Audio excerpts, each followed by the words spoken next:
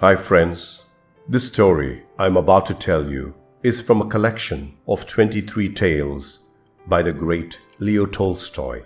This one is called 3 Questions. There is no copyright infringement intended.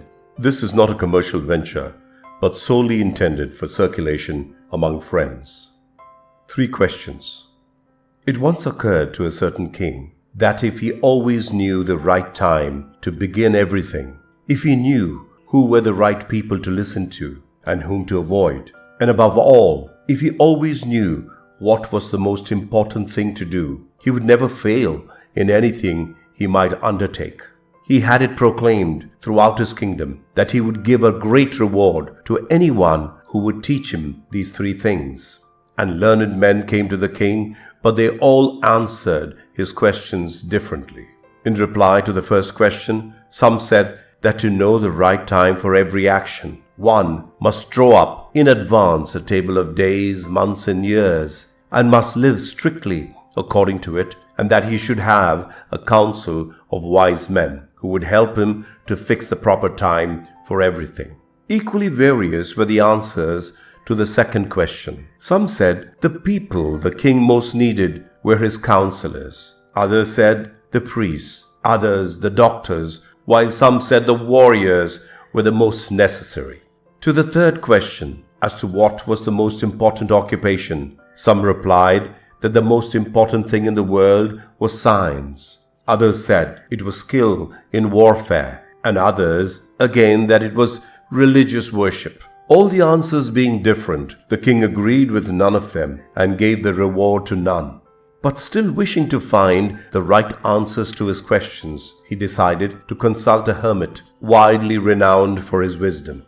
The king put on simple clothes and before reaching the hermit's cell, dismounted from his horse and leaving his bodyguard behind, went on alone. When the king approached, the hermit, who was digging the ground in front of his hut, seeing the king, he greeted him and went on digging.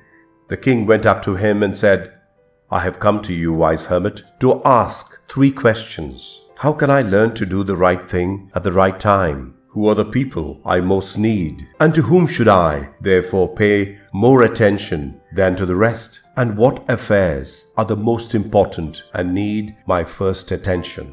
The hermit listened to the king but answered nothing. He just spat on his hand and recommenced digging. "You're tired," said the king. "Let me take the spade and work a while for you." "Thanks," said the hermit, and giving the spade to the king, he sat down on the ground. When he had dug 2 beds, the king stopped and repeated his questions. The hermit again gave no answer, but rose, stretched out his hand for the spade and said, "Now you rest a while and let me work a bit." But the king did not give him the spade and continued to dig. 1 hour passed, and another. The sun began to sink behind the trees, and the king at last stuck the spade into the ground and said, "I came to you, wise man, for an answer to my questions. If you can give me none, tell me so, and I will return home." "Here comes someone running," said the hermit. "Let us see who it is." The king turned around and saw a bearded man come running out of the woods. The man's hand pressed against his stomach, and blood was flowing from under them. When he reached the king, he fell fainting on the ground, moaning feebly. There was a large wound in his stomach. The king washed it as best he could and bandaged it to stop the bleeding. Meanwhile, the sun had set, and it had become cool, so the king, with the hermit's help, carried the wounded man into the hut and laid him on the bed. And the king was so tired with his walk and with the work, he also fell asleep. When they woke up in the morning, "Forgive me," said the bearded man in a weak voice, when he saw that the king was awake and was looking at him. "I don't know you, and have nothing to forgive you for," said the king. "You don't know me, but I know you.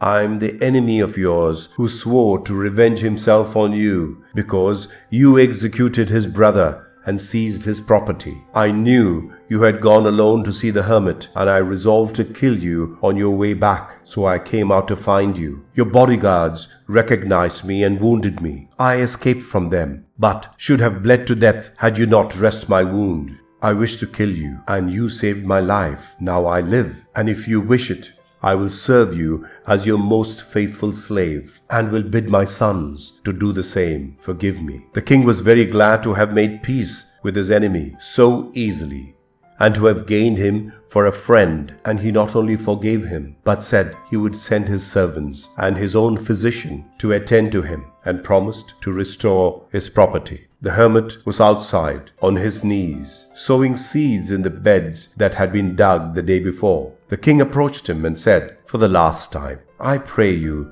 to answer my questions, wise man." "You have already been answered," said the hermit, still crouching and looking up at the king who stood before him. "How answered? What do you mean?" said the king. "Did you not see," replied the hermit, "if you had not pitied my weakness yesterday, and had not dug those beds for me, but had gone your way, that man would have attacked you, and you would have repented of not having stayed with me. So the most important time was when you were digging the beds, and I was the most important man, and to do me good was your most important business. Afterwards, when the man ran to us, the most important time was when you were attending to him, for if you had not bound up his wounds, he would have died without having made peace with you. So he was the most important man, and what you did for him was your most important business.